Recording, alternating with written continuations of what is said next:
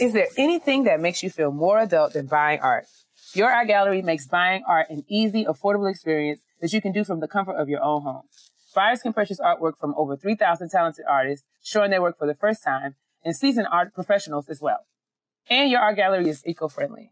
Go to yourartgallery.com/info/grown and use the promo code GROWN at checkout to get 25% off your order. That's yourartgallery.com/info/grown.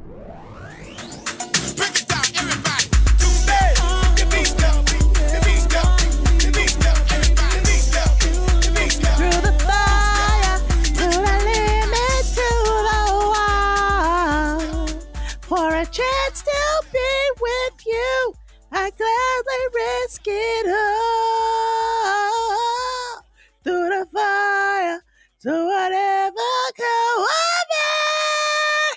For the chance of loving you, I take it all away. Right down to the wire, even through the fire.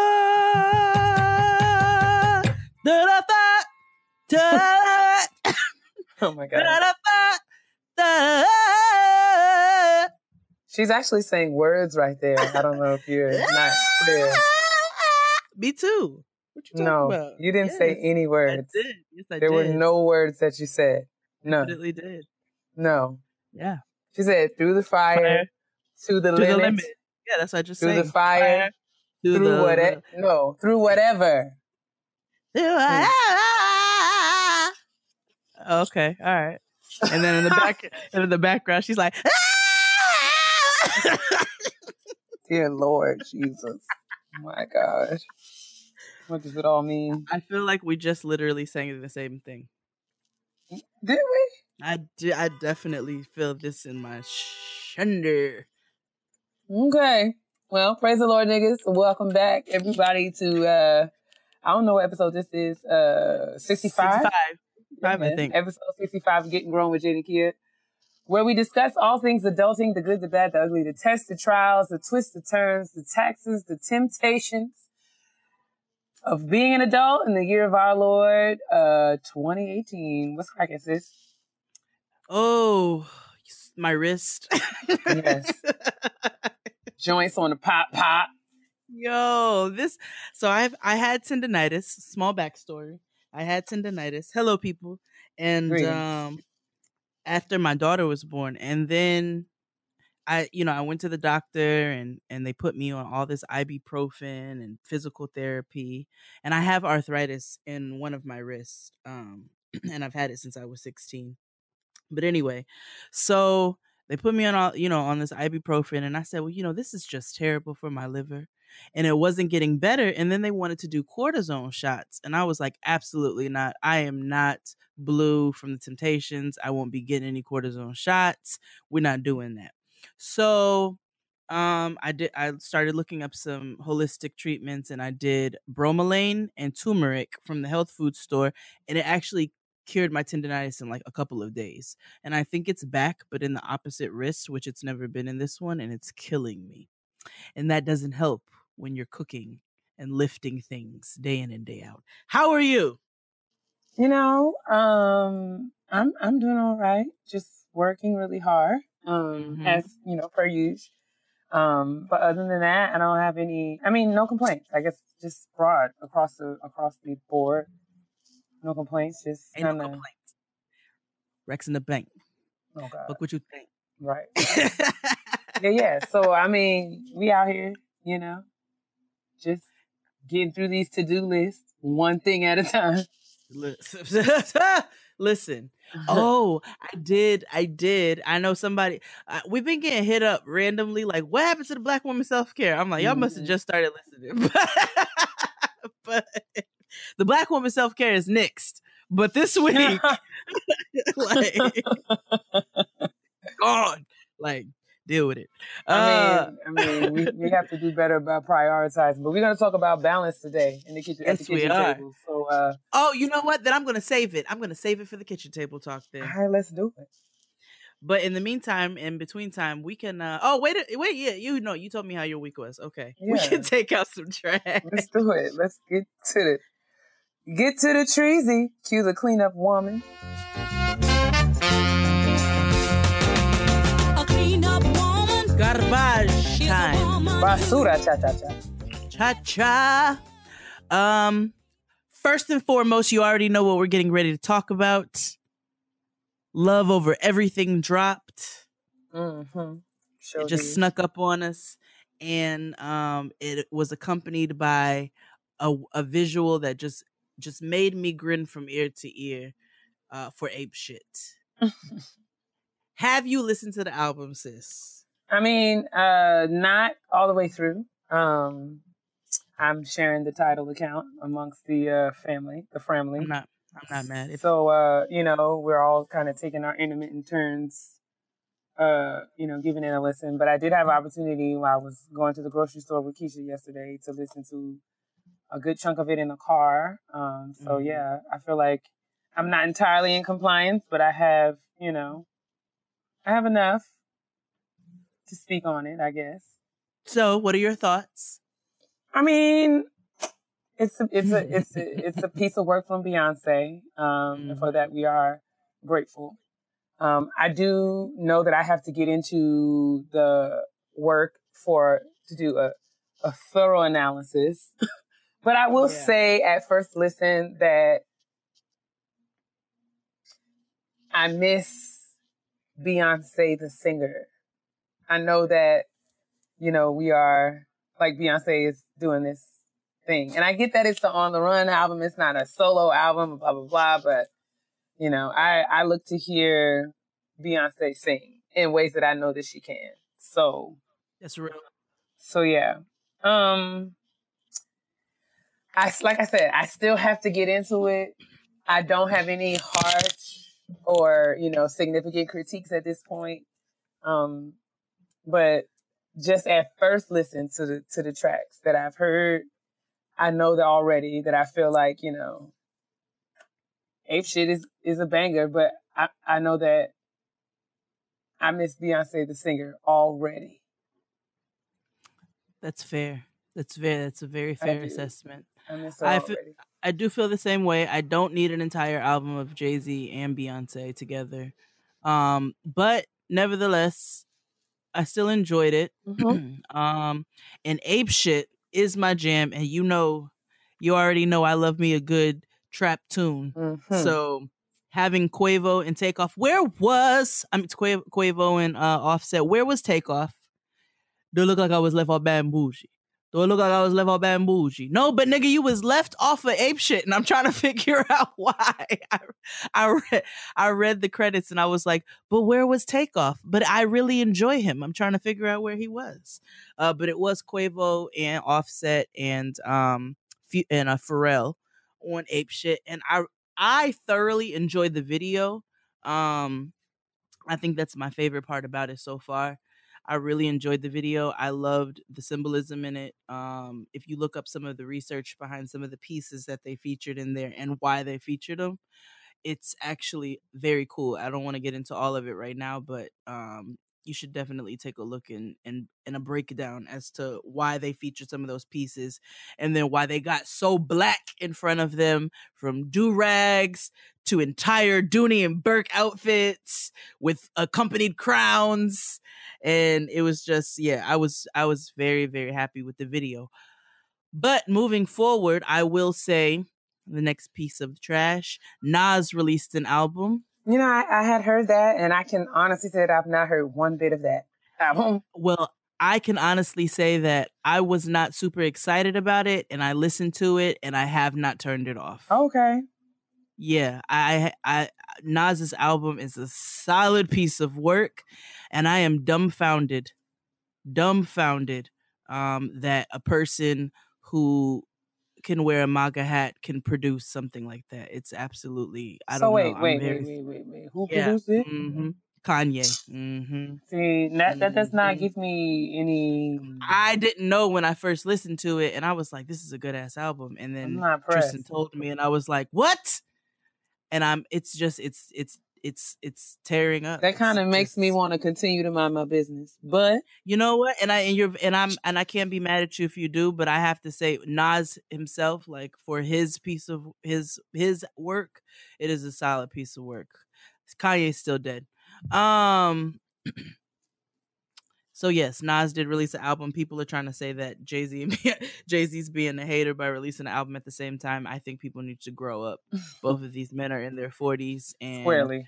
You know what I'm saying? They are really just trying to get their music out there, and I think we need to just stop with the stink pieces on it. Shout out to Dustin. In other news, rapper XXXTentacion. Is that how you say? I don't know. I assume so. He was killed in Miami. Yes, I did see that. That is a super tragic story. I don't know anything much at all about this young man. But this is really, really, really sad to hear another person so young to have their life cut short like this. So I don't know. Do we have any information on the whys or hows? Yeah, I do. So backtrack, if you rewind a little bit. He does not have the best reputation. He has domestic violence. He had several felonies, pending felonies, and domestic violence charges against his pregnant girlfriend. Which I can't get behind. So, and that's all I ever really knew about him. But I will say that it's never okay. So he was killed in Miami. He was robbed. He was leaving his motorcycle dealer, and he was robbed for his Louis bag, and he was shot. And they said it was two black men who got away in a black Dodge with black wheels and red masks. And aside from his reputation and his behavior, which is disgusting in itself, it's still never okay to take from somebody. Like, it's never okay to take from somebody. It's never okay to take somebody's things, and it's never okay to take somebody's life. So that it's a tragic incident. It's tragic, and it's not okay in any form or fashion, no matter who it is. It's never all right. Washington, D.C. is being sued by a civil rights attorney for gentrification, taking over, building luxury buildings, studio and one-bedroom apartments, which is pushing the middle and lower class black families out of Washington, D.C. And we know that is a growing problem all over the United States. We're seeing it rapidly in New York. I know we're seeing it every single day in Brooklyn. And so I can get behind it. I know they haven't responded yet, but they are being sued, and they have a certain amount of time in which they have to respond. And then lastly on the trash, which is ultimate trash, did you happen to see Kim Kardashian in her Fulani braids? So about this, I will say one thing. So Kim Kardashian's daughter, who is actually black, has never, that's my question. Why? I mean, when is North going to have some cornrows? Not saying that people who are not black cannot have cornrows, but you know how Kim Kardashian tends to appropriate. Mm-hmm. So, I mean, that was the first thing that came to my mind. When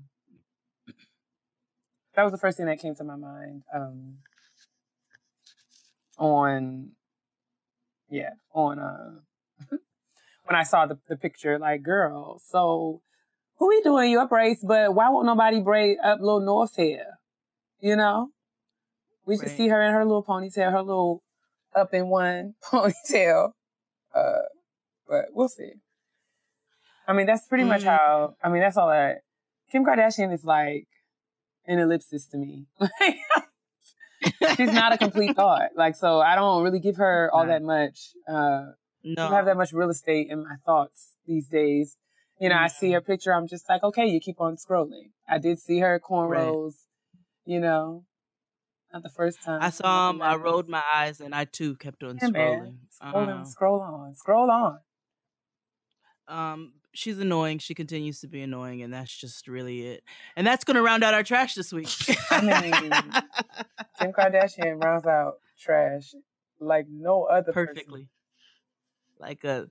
Like a shit stain on top of an old pair of drawers. Oh my God. I don't know. My wrist is throbbing. Let's move on to our very brief graduation announcements this week. Oh, they do it. My sister's popping right now, like. Hi, girls and boys, cats and dogs, hamburgers and hot dogs, ketchup and mustard. We are back again to do our graduation announcements. We only have a few because we are rounding out the season.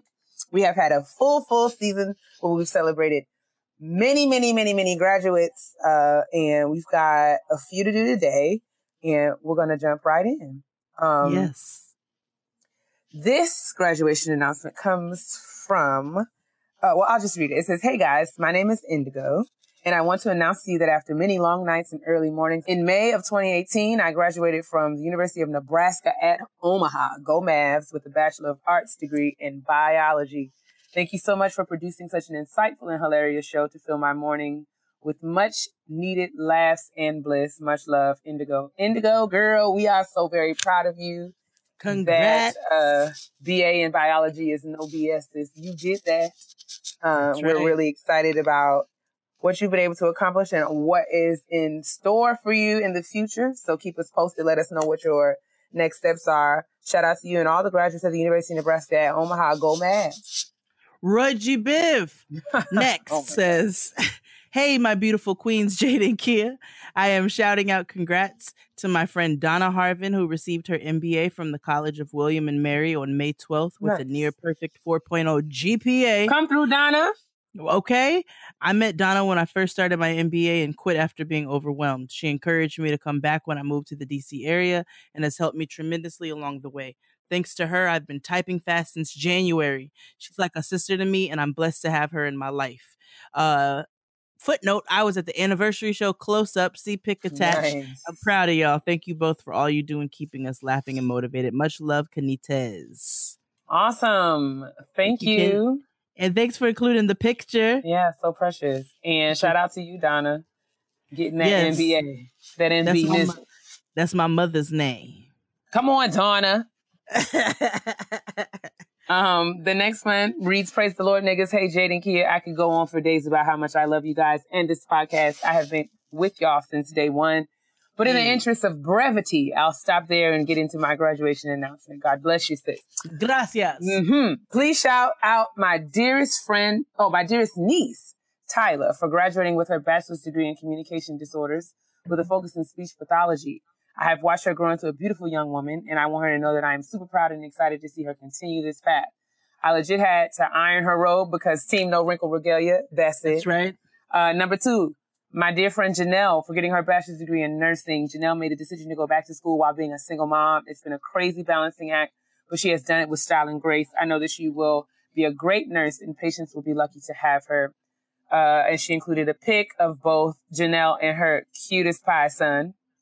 And then number 3 is my dear friend Courtney, who is graduating from Chaminade University with her Master's of Science degree in Counseling Psychology. She has jumped through several hoops to get this degree and won't have the opportunity to walk. Even more of a reason why I had to shout her out. She is preparing for her licensing exams and will keep typing fast all the way to a PhD. I'm so proud of you, Courtney, and we'll continue to cheer you on each step of the way. So shout out to you, Courtney. We are totally celebrating your accomplishments. Excited about all that's coming in store for you with the PhD. Shout out to Janelle. Shout out to Tyler. Everyone out here doing big things. Do you see Tyler's hat? I do. Cap. It is too cute. It is amazing. Yes, indeed. Yes, it is very Kia-esque. It is. It is my kind of carrying on. And fun news, our graduation announcements are super brief this week with the season wrapping up. So we are on to our very last one. That's it. It says, greetings, Jade and Kia, and praise the Lord, Negresses.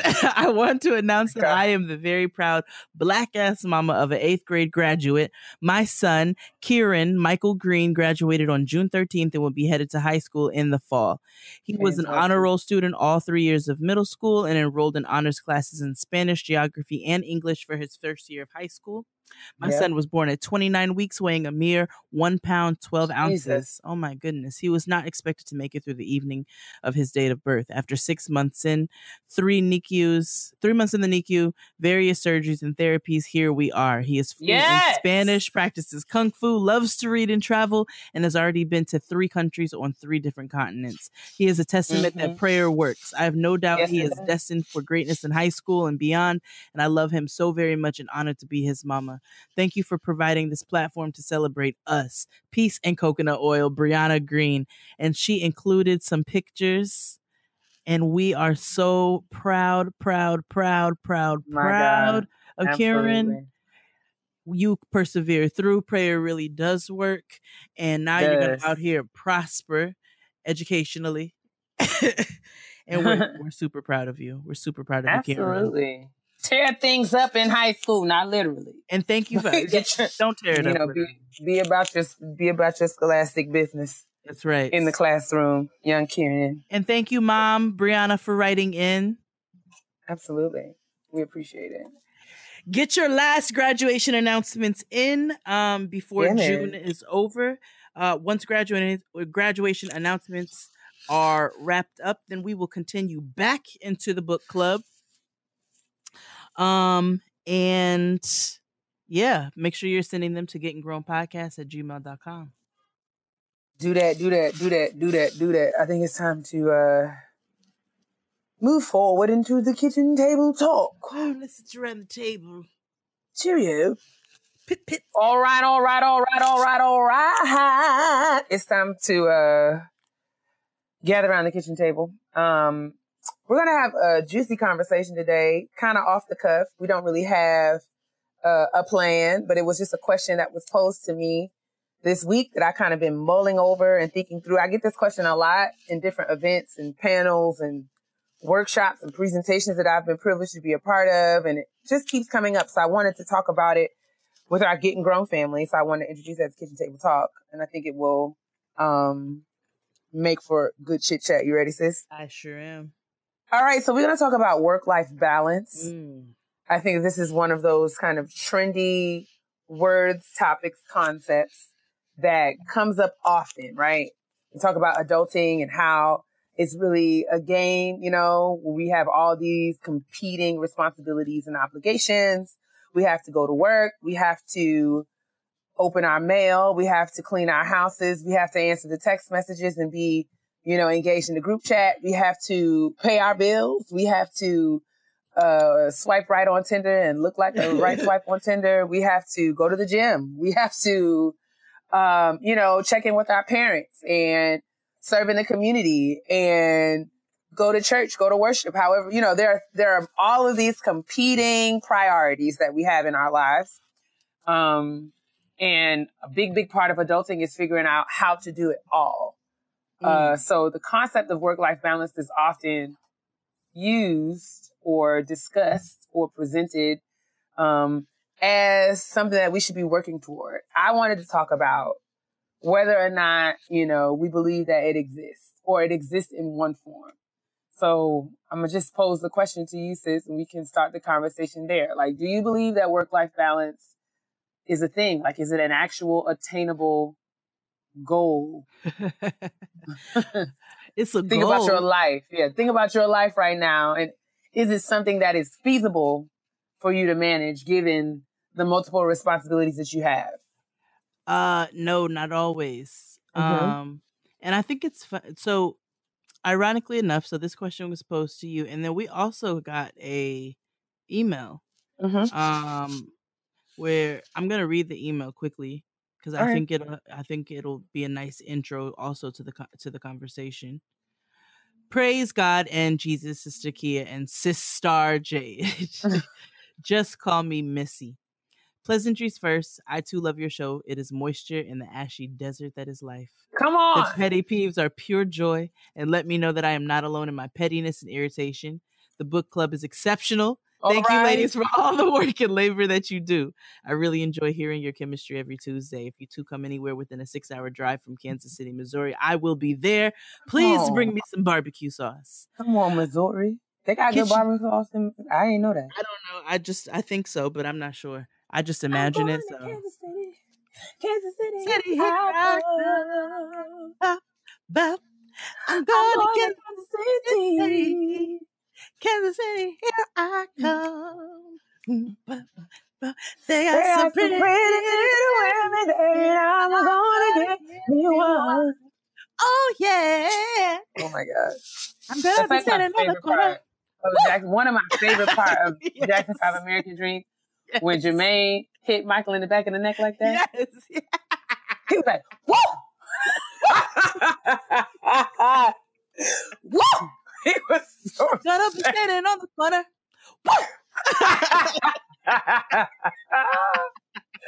Oh God, that is so good. It's so good. I'm sorry. Stupid. I'm sorry. Quite the tangent. My apologies. Sorry, Missy. Okay. Kitchen table talk suggestion. As a woman of many hats, full-time job holder, partner, friend, entrepreneur, family, emergency planner, gatherer, social life haver, etc. Oh, yes. I am finding it harder and more difficult to keep up with it all. As you ladies have explained the booked and busy lives you all live, what are some ways you have kept it all straight, or is it even possible? More specifically, do you have a physical planner or app?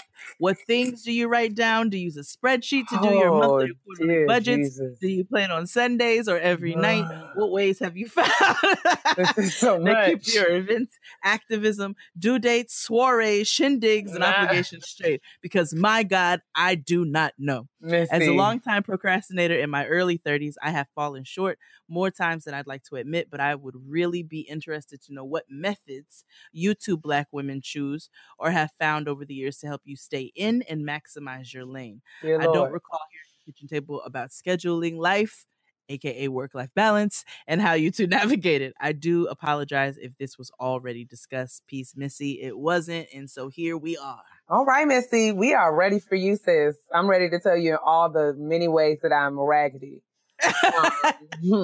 So yes, to Missy's point, as you can hear the exasperation as Jay read the email.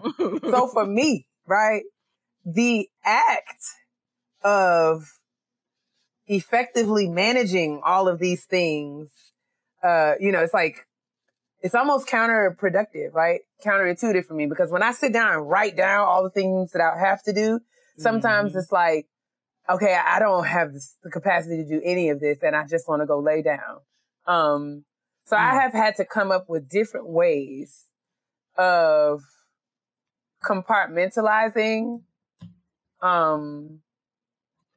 and prioritizing, all of the multiple responsibilities that I am juggling. I don't even want to say that I'm managing right now because I feel like managing would be a stretch. There are some days where I feel like I'm a good manager. There are other days when I don't feel like I'm so good at managing all the different moving pieces of my life. And that's just the real of the real.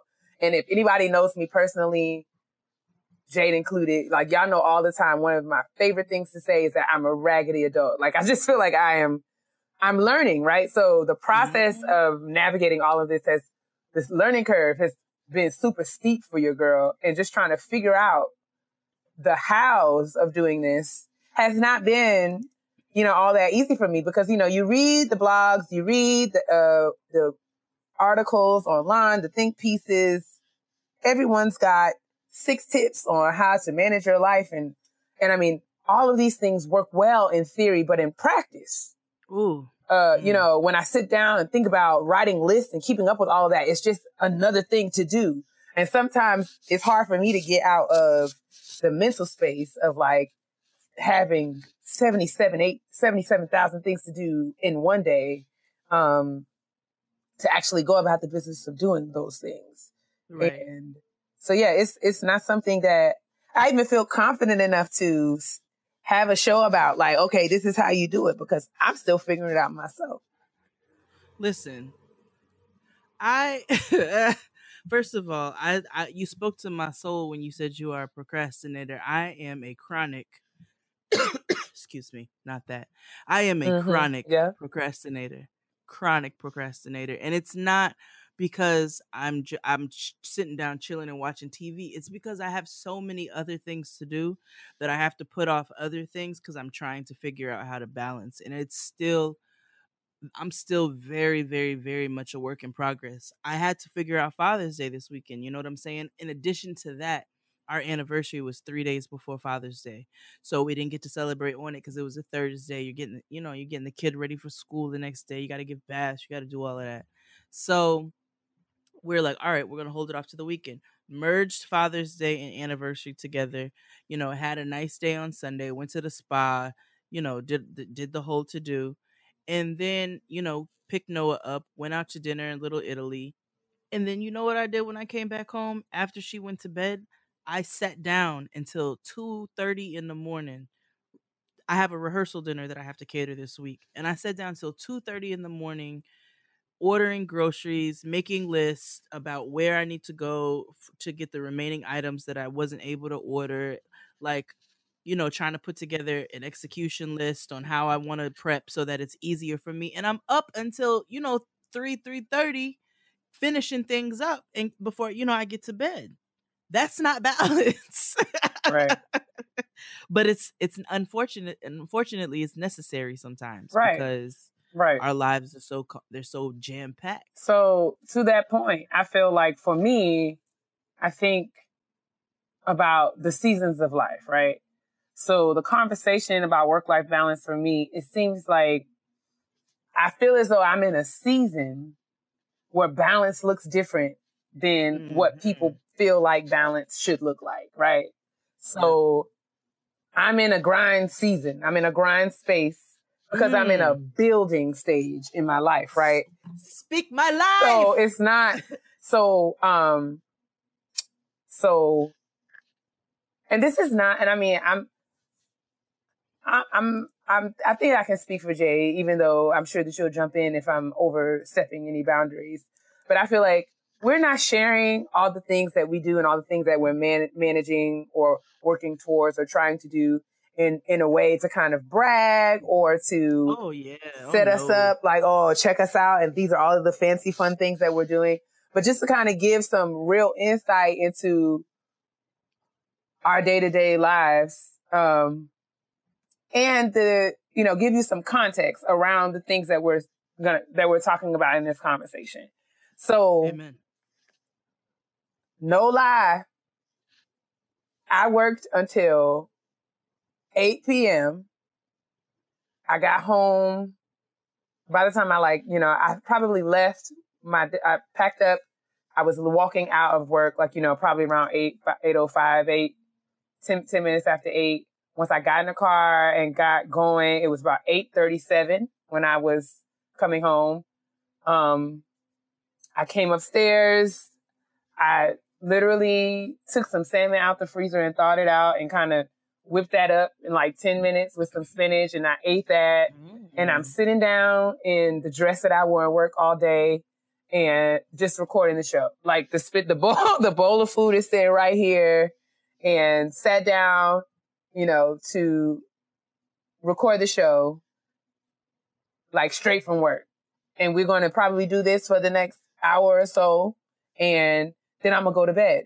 And I'm multitasking. I'm trying to pay some bills, all in the midst of that. And I got a big pile of mail over here. And, I got laundry that I hadn't folded up, laundry that I'd done over the weekend. I hadn't folded up and sitting here in bags. I have to tackle my to-do list for tomorrow. There are things that are already, that I know that I need to have done by like 12 noon, 1 o'clock tomorrow, because I have a 1:30 meeting. So I'm saying all of this to say many people, I was texting Fran just a few minutes ago, and I told her that I just got off of work, and she was like, sis, you know what time it is? I was like, yeah, girl, I know what time it is. She was like, that's crazy. But I'm like, that's just my life right now. I'm just in a place where it has to be done. It's nobody's fault. Nobody is requiring me to stay that late. It's just like the work has to be done. It has to be done. It has to be done. I have to take the time. I have to figure out what I'm going to say at these conferences. I have to figure out how to get these t-shirts rolled out. I got to figure out, what to talk about on the show. The work has to be done. So if that means that I don't make up my bed every morning, or if that means that, I have to, even if I set out and then things come up, right? So like I went to work today with all good intentions of having, like, I was going to have this done before my 11:30 meeting. And then I was going to have this done before I had to go to my 1:30 meeting, all that stuff. But one person came in the office to ask me to do one thing, and that threw all of that off, right? So it just set everything behind. So I'm saying all of that to say, I think work-life balance is something that we should take out of the box of it looking like, these are the things that you do to achieve it. I think sometimes work-life balance is figuring out what you need to do to keep your head above water. Because there will be some seasons where you have to grind to the extent to where keeping your head above water is the best that you can do. And making a way where you can. Jade is working her butt off right now and grinding not only in her professional job, but, in terms of her catering, so that she can build her catering business as a brand. So hopefully 3-4 years down the line, she won't have to go as hard as she's going right now. And the same thing for me. Like, we're trying to build Getting Grown. We're trying to build it. We're trying to build Team Typing Fast. We're trying to build these things up, and we have to set a foundation. And that can be said for all things. So like your first year of college is going to look different than your senior year of college. And your first year of graduate school is going to look different than your final year of graduate school. Cause I think, and work-life balance is going to have to adapt. Like work-life balance is going to mean different for someone who has a newborn than someone who has a 5-year-old than someone who has a 14-year-old. So like, I'm arguing that we kind of take work-life balance out of this kind of concrete, kind of like outcome kind of space and put it into like this posture or like mindset or ideology. Like how can I look for ways to balance the crazy in my life, as I negotiate the different seasons? Because things don't go, like you said, they don't go boom, boom, boom. You had your day planned. Yeah. You had things that you wanted to get done, and then something came in and threw that all the way off. I planned my whole day. You know what I'm saying? I don't want to work a corporate job while I build a business and build a brand and build several brands. I don't want to do that, but unfortunately, that's what I have to do right now. Today, I set a whole plan for myself. Noah ended up staying home, so that throws a monkey wrench into things, but it's fine. She'll run my errands with me. I get to Costco and realize that I have left my entire wallet at home. Right. My whole thing. So here I am. I'm like, oh, I'm going to be back by this time. I'll be able to do this for the show. I have this writing that I need to do. I have these things that I need to schedule, these emails I need to respond to. I'll be able to start getting this prep done. No, none of that happened. You know why? Because my dumbass had to drive back to my house and get my wallet, which threw a whole monkey wrench into my afternoon. And so, like Kia said, work-life balance is going to look different for everybody. There are people who are doing this with kids, like she said. You have a 14-year-old. A 14-year-old can keep themselves occupied. You got a 3-year-old. They're going to go color up, your entire wall and potentially, light the kitchen on fire. And so, everybody has to maneuver with the circumstances that they were given in their lives. You know what I'm saying? In the hand that they were dealt. And I think we wanted to have a very honest discussion about how we're still trying to figure out how that looks, because right now I don't see work-life balance because I am in my complete hustle mode. Absolutely. You know what I'm saying? Absolutely. I say that all the time. Like, this is my time to work really hard so I don't have to do it in the future. I've said it before. I'll say it again.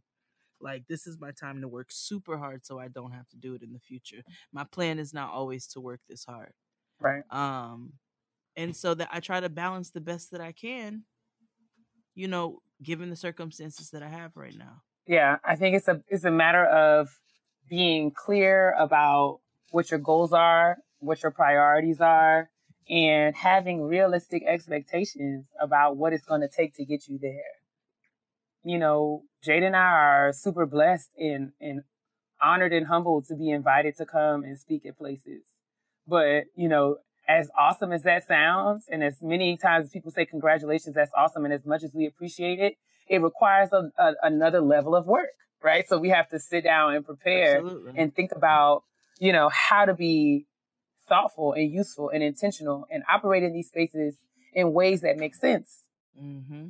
And all the while managing the other aspects of the brand, the other aspects of our lives, other aspects of, what our goals are. So I think for me, it has been really clear that work-life balance in this season takes the shape of me making space in my life for flexibility, for when the plan that I have, doesn't go just as I thought it would.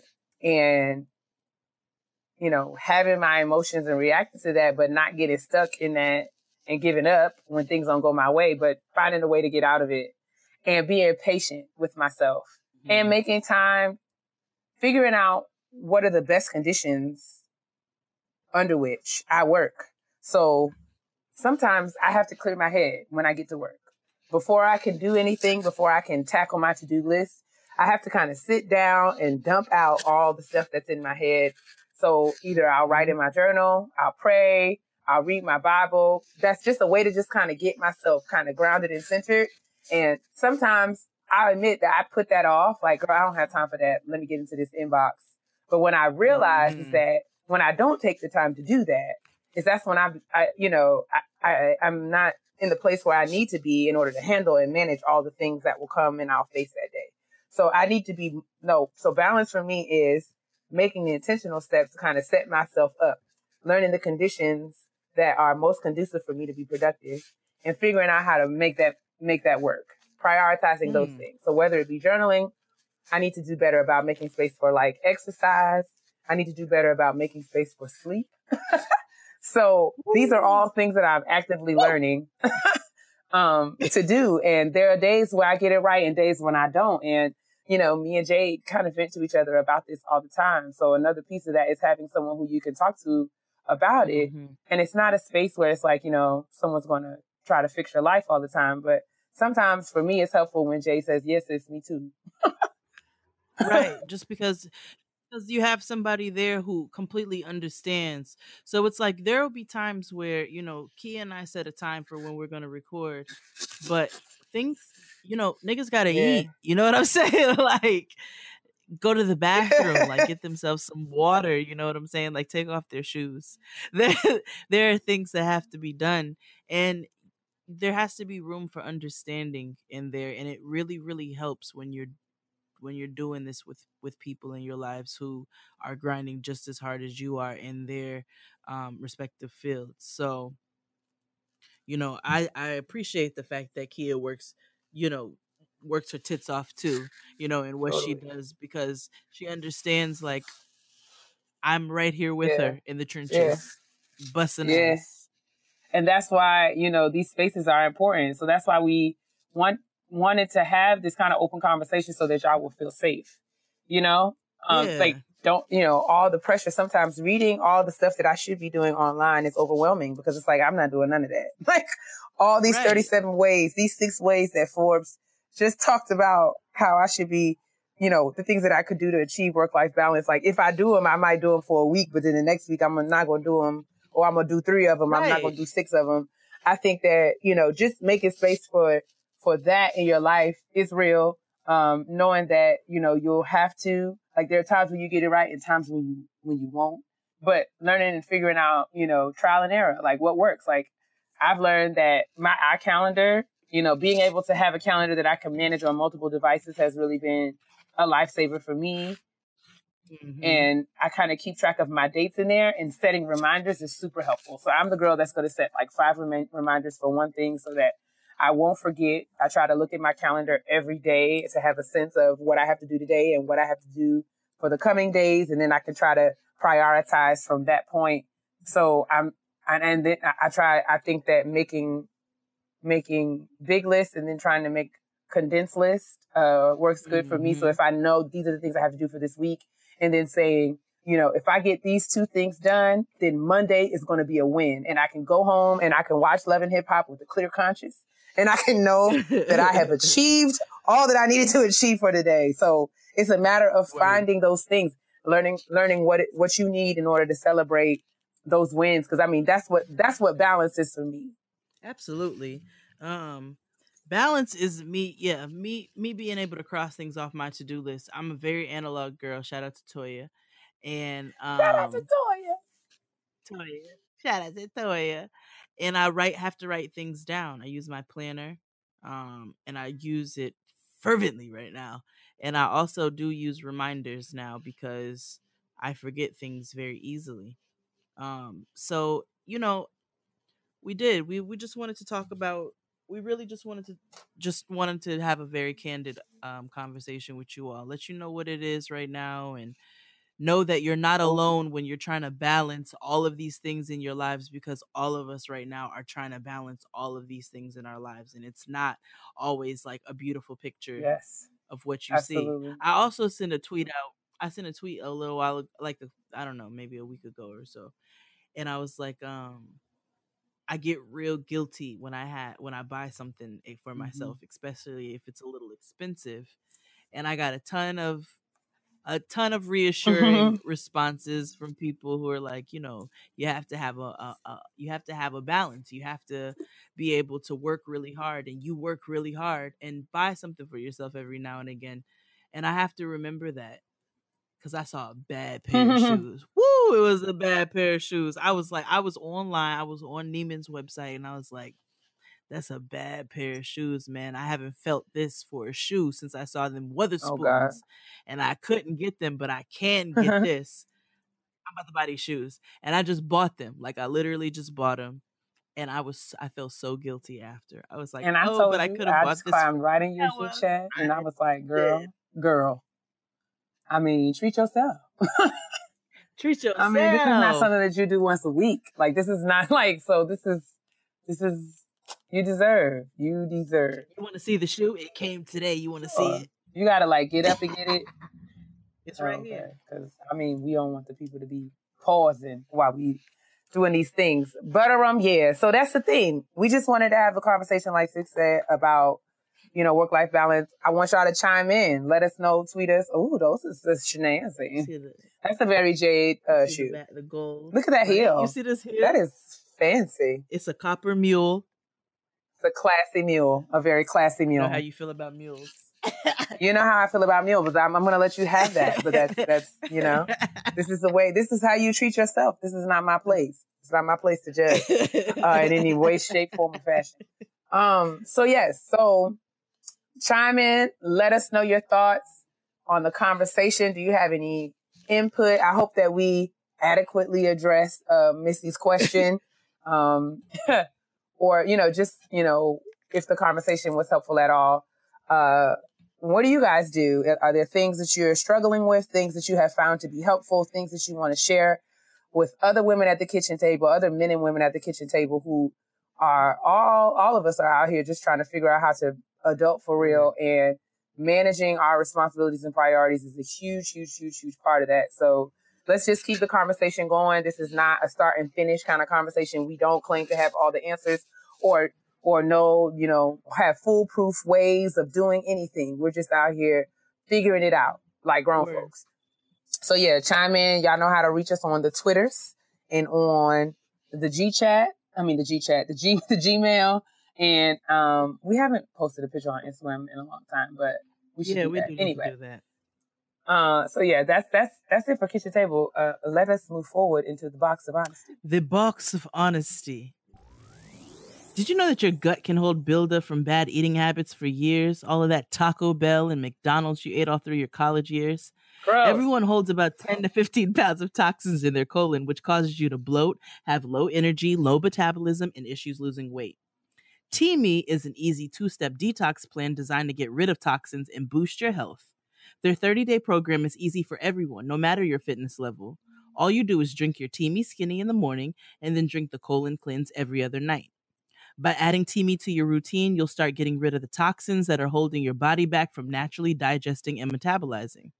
You'll feel so much better by just adding this 2-step program into your life. This is not just for weight loss. This is for your health. So I started my Teamy cleanse. I told you all last week, things are running quite smoothly. And in true married fashion, my husband got into my stuff. And so, you know, I noticed that a bag was missing and I asked him, I was like, did you drink some of my Teamy tea? And he's like, I sure did. He was like, and I took a nice one this morning. Ew. Gross. So I'm here to tell you all that TB really works. Ew. Order your 30-day detox by going to teamyblends.com and use the code GROWN for 25% off any order over $49.99. That's teamyblends.com and enter code GROWN, GROWN, because we're all grown here and we all gotta go. Teamy. Honestly? Truly. Honesty box time. Hola, Jade IKEA. That's for Jade. Oh, Jesus Christ. I love how you all appease Lord. me. Please call me Janny. I'm a 27-year-old virgin. I often wonder how I made it this far because TBH, curiosity can kill the cat. Oh, yes. And it's getting to that point. I've always wanted to save myself for marriage, but now I don't see the point. Life is short. Oh. The guy I'm kind of seeing, see below. Please do not read this story on the air. Oh, God. Said, give me your body and I will give you my soul and everything else. So we talked about marriage. Wait. What? Wait, I'm sorry. I'm not mature enough. I'm going to be quiet. Go ahead. Okay, hold on. Wait a second. Okay. The guy I'm kind of seeing said, give me your body and I will give you my soul and everything else when we talked about marriage. Oh, Jesus I Christ. told him we should go to counseling first. He said he wouldn't need counseling after I give myself to him. A part of me believes him, but a part of me believes he's going. This is a trap! I'm sorry. I'm sorry. I just, girl, I don't feel comfortable with this language she's using, but I'm sorry. I need to let you finish. What is this? I'm seeing so many problems while I'm reading it. Okay. I told him we should go to counseling first. He said he wouldn't need counseling after I give myself to him. A part of me believes him, but a part of me, no, don't! But a part of me believes he's going to up and leave. So here's the thing. I want to move in with him because I can live in a 1-bedroom, making the rent cheaper than finding another roommate, and I can still have my freedom. All of this isn't for freedom, but I'm also taking prereqs to get into med school, so I need to save money. Shout out to the 2 debt-free degrees I have in education that I don't want to use. I quit my teaching job to protect my mental health and found a job as a medical scribe so that I can get the required medical service hours needed to be a competitive candidate for med school. Of course, my mom wants me to move home, but I feel like I would be stopping my life doing things for all of my family and not have time to do things for me. I'm extremely confident. I'm able to abstain while sharing living quarters, but what would you do? Gracias para tu tiempo, Jenny. My. Shay just loves to speak in Spanish. Oh, my God.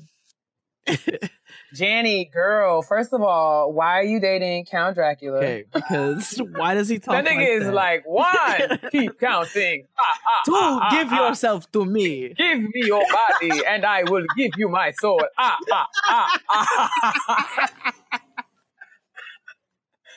I am wholly uncomfortable with this line. I don't feel comfortable with this at all because why is he talking to you like this is some creepy business? I will be right here after you give yourself to me. No, that's not how this works. I don't know. Maybe I'm just creeped out, but I'm just like, I don't feel comfortable with this, Jenny. First of all, let me tell you 72 things. Number 1, if you decide to give yourself to the Count, and y'all do decide to move in together, I'm going to tell you right now, you're not going to be doing anything other than having copious amounts of relations with the Count Dracula for months. Like, so, I mean, I just feel like you just need to be conscious. Just think, comprehensively about all the, like, just consider You're gonna all wake up and all the this dimensions. nigga's gonna be standing over you at some point. This is what I'm saying. So I just feel like I think that it is laudable for you to think that you moving in with him makes so much sense for your life. And I think it's easy to think about these things, but just in these ways, right? We can kind of like hope and, it just makes sense in our mind. But I feel like how you think this might go may look very different than how it actually might go. And then you talk about how if you want, you might not have time for yourself if you move back home because your family is going to occupy your time. Who's to say this nigga's not going to occupy your time? What if he's filthy and you don't wash dishes? Then you got to spend time. Or like, like relationships occupy your time, and they occupy your time all the more when you guys are in a cohabitative situation. It's not going to be a situation where, there's just a lot of things to consider in terms of how things will change for you, given all the, like, there's just a lot of stuff that's up in the air right now, right? You don't know how things are going to change if you decide to have sex, if you don't. Like, any decision that you make could potentially change the nature of your relationships and the way that you engage with him. And that will have implications for whether or not you decide to live together, which will have implications for your plans for medical school, all these other things. So I'm not here to tell you what you should or should not do, but you asked my opinion. Mm-hmm. And there's just not enough information here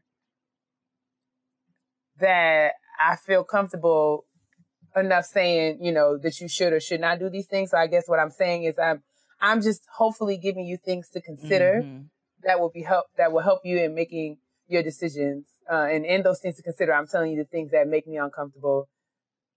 Most specifically, the ways that he talks about y'all having sex. Did you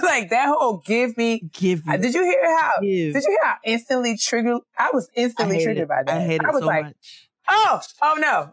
That sounds so, I don't like that at all. No way. Like when I was dating this, like, first time I dated a Caribbean man, Lord Jesus, I should have learned my lesson. Let me stop. This dude bought me some dog tags, like. Oh God, you told me this. It was like property of Chris, and I was like, "Well, what?" And my mother saw it. And my mother was like, you are property of nobody.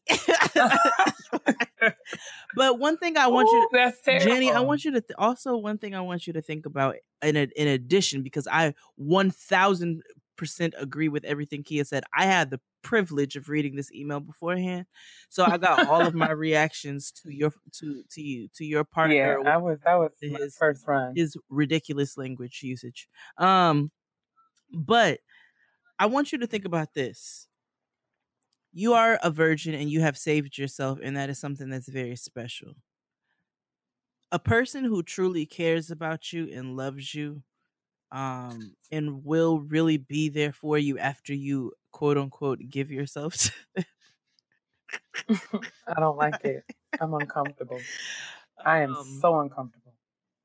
Because in all reality, in all seriousness, you are giving a gift. That is your gift. You know what I'm saying? That's something that you're never going to be able to give again. It's something you're never going to be able to take back. Somebody who truly loves you is going to respect your needs surrounding such a heavy decision.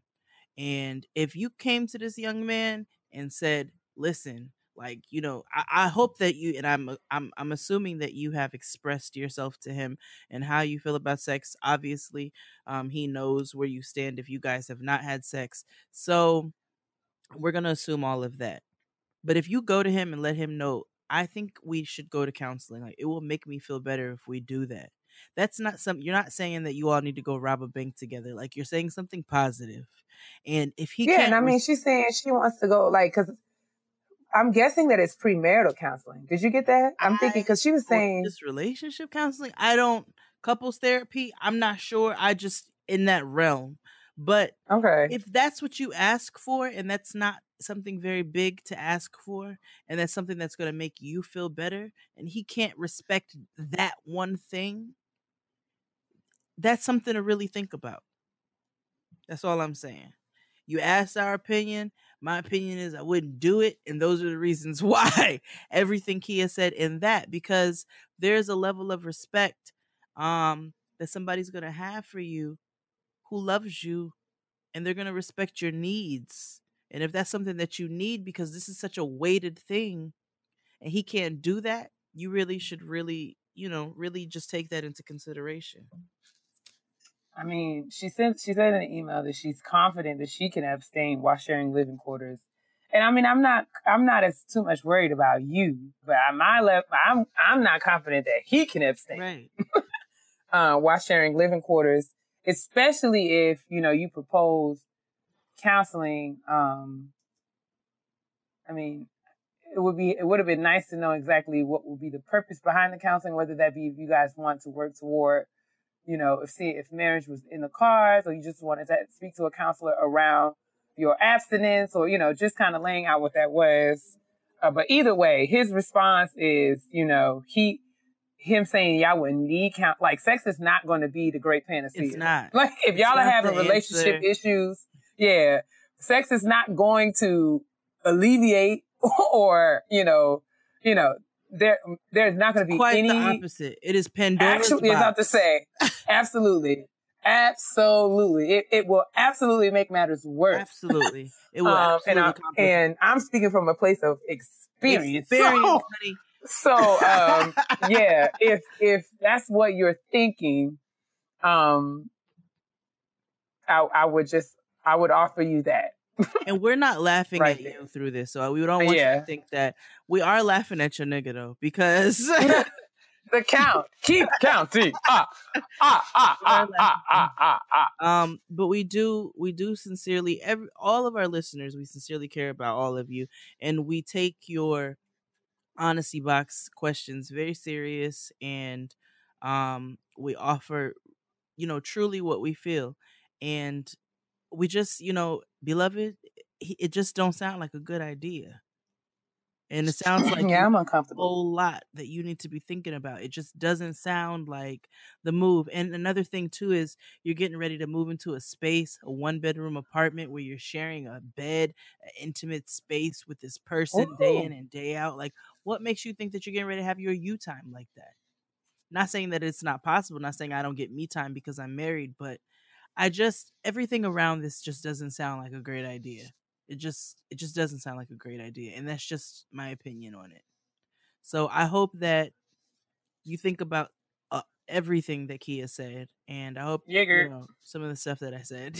And all the stuff that Jay said too. You take those things into consideration, and it helps you to make a sound decision. And sometimes the decision is not always what you want it to look like. I know it's not ideal for you to move back in with your parents, but think about the consequences of going in the other direction. That's it. I mean, there's got to be other alternatives, other options, other ways that you can think about this. Getting a roommate, going home for just a temporary period. Yeah. There are things, and listen. It's not forever. It's not. And you can establish your boundaries at home. You can let your family know what it is and what it's not. And you know what I'm saying? Respectfully, obviously, because you're in their space. But there are ways in which you can do that. But that's another conversation.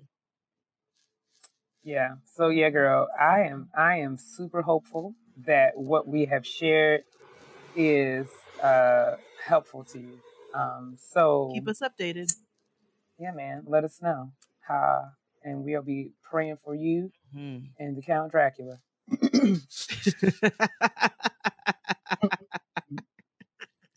One! I want to suck your blood. 2! 3! Give yourself to me. What? Give yourself to me. Like, who says that? I was that nigga, give yourself to the door. Oh, I am so. What was it? Give yourself to the door. Child, you get away from me. Second line. I know you lying. I know you lying. What was it? I love Zoe. Throw the whole nigga away. Throw the whole boyfriend away. What was it? Oh my gosh. Let's move on to the I petty want to meet peeves. him. I love him. He's my favorite. I love him so much. It's Friday. Hey. Pump it up. Twerk, drop it down. I love when he screams. Like, he was on live and he was like, if I get to 4,000 views, I'm a twerk right now. And then he'd be like, oh my God, 4,000. Runs out of his car and twerks. How you turn this thing around? I love Zoe. He's my favorite. What was it? And I want to be very responsible of the things I say to my sister. Because everybody know I can be real petty. P-E to the T-T-Y, honey. Petty peeve time. Let's put it on parade. Petty. I don't know. All right, so my petty peeve this week is slightly problematic, and oh God, I'm just putting a disclaimer out there, but it's honest and it is what it is, and I don't feel bad about it. I said what I said, and I'm not taking it back. Oh God. So I have noticed that white men talk very, very loud.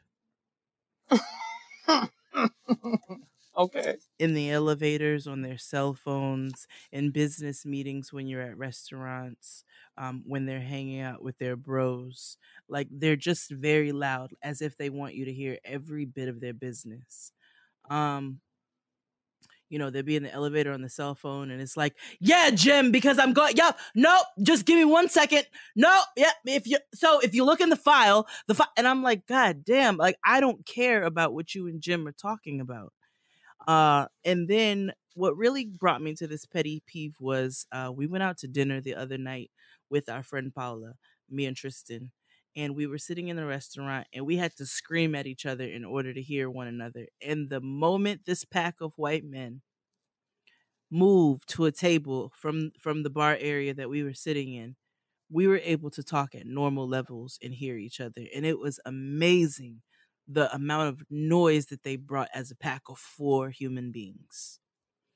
I'm not saying that it's not okay to get excited and, amped up when you're with your friends. I know that we have loud moments where we kiki ha ha and carry on. Loud as jazz. But I don't think that we're so loud to the point where we stop all conversation around us.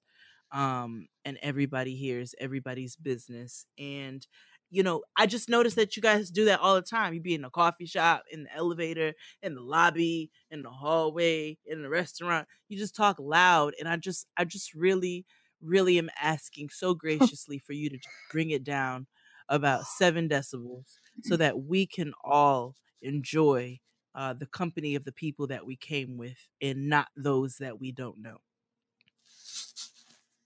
Well, all right. That's my petty peeve this week. White men talk real loud for no reason. I can't argue with that. I can't.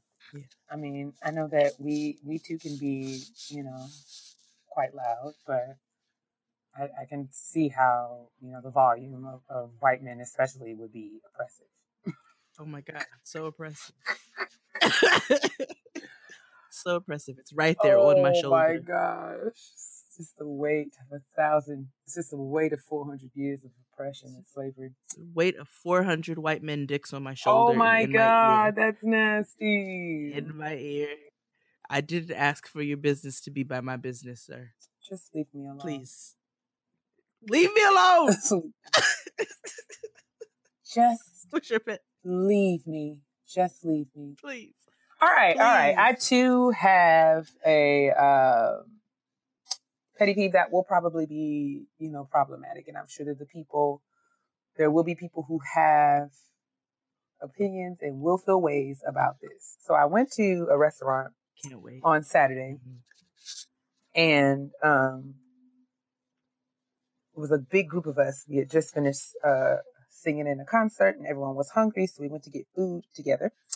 And a huge group of us. We were sitting at this big long table, and our waitress was working really hard, very patient with us. We took all of our drink orders. We know it's a large party, so we were trying to be patient with her and, letting her bring. So she brought us all of our drinks, and she didn't give us straws.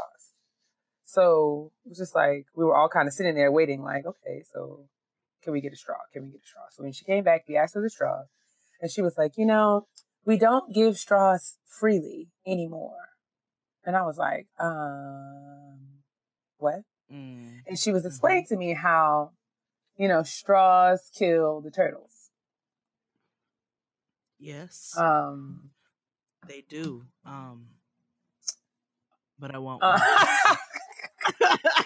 So give it to me. So wait, right? She was just like, if we have these straws, but we don't give them away, you have to ask for them. I was like, so can we get some straws? So she brought us these straws. They were paper. Oh, those cardboard straws that are hard to suck. It feels like you got a hole in your straw. Yes, and it makes whatever you're drinking taste like paper. Yeah, don't like it. And if it sits in your drink long enough, like any paper, it's going to get soggy. It starts to break down. Yep. So, wasn't long before people were complaining about these paper straws. And, called her back over like, girl, what are we going to do? Because we have these drinks. We're not going to drink them because we don't want to put our mouths on your cups, because why would we do that? And secondly, because we have mothers. Right. And secondly, like these straws that you gave us are like not useful. Like they're just not working. And, she seemed flustered, and she was just like, well, we're trying to save the turtles. And we were like, girl, that is so commendable, but we just want to drink this lemonade. Right? So we're trying can we get into this Sprite though? That's what we just, and she was just, it's getting watery. Right. So like the ice is, watered down. Like, so her manager came, and out from his pocket comes all of the plastic standard straws. And he was just looking at her like, girl, like, just give them the straws. Like, so I'm not saying that I don't care about the turtles and their untimely passing. You know what I'm saying? I'm not out here trying to murder all turtles forever.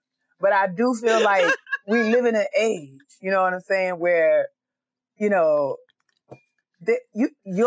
is a device that will vacuum your whole apartment while you're sleeping. That we live in an age where, cars park themselves. I just believe that surely we can come up with a way to dispose of straws in a manner that does not compromise the lives of the turtles that God put on this earth. But I will not drink. For what purpose? You know what I'm saying? Whatever. The Lord, listen, it's the circle of life that moves us all. I'm not here to get in God's business. I do, however, believe that there is a way. You know what I'm saying? If we have the technology that shrinks cancer tumors, if we have the technology that will give white women backsides the size of the state of Missouri, then I don't understand why we cannot find a way to dispose of the straws in a way that does not kill all the turtles. But I will not drink my Arnold Palmer out your glass without a straw. So we're going to have to find a way around this conundrum. The bigger issue is that they actually had plastic straws. And the thing about it is, like, I don't want to hear your spiel on the turtles. She had preached a whole sermon about how we have got to save the turtles. And I'm just like, sis, I don't know the turtles. But I'm paying for this drink. I saw the episode of Saved by the Bell where they saved the ducks and they washed them with Dawn and it was an oil spill. I get all of that. You know what I'm saying? And I'm right here with you. But you have plastic straws available, and right now my drink's getting watery. And it's paper in my cup. Like, let's just get to the getting and stop with all of like, you know what I'm saying? Get you a change.org a petition. Start you a GoFundMe. But go get with a scientist and design some straws. Get you a summer internship at the FDA. Do whatever you got to do. But I don't. Before bring me right now. I need to get up in this Shirley Temple, and your values are keeping me from doing that. And I mean, they're your values to have, but they don't have anything to do with my Shirley Temple that I'm paying for, and I don't want to put a piece of cardboard in. I don't want to feel like I'm licking the side of the U-Haul boxes.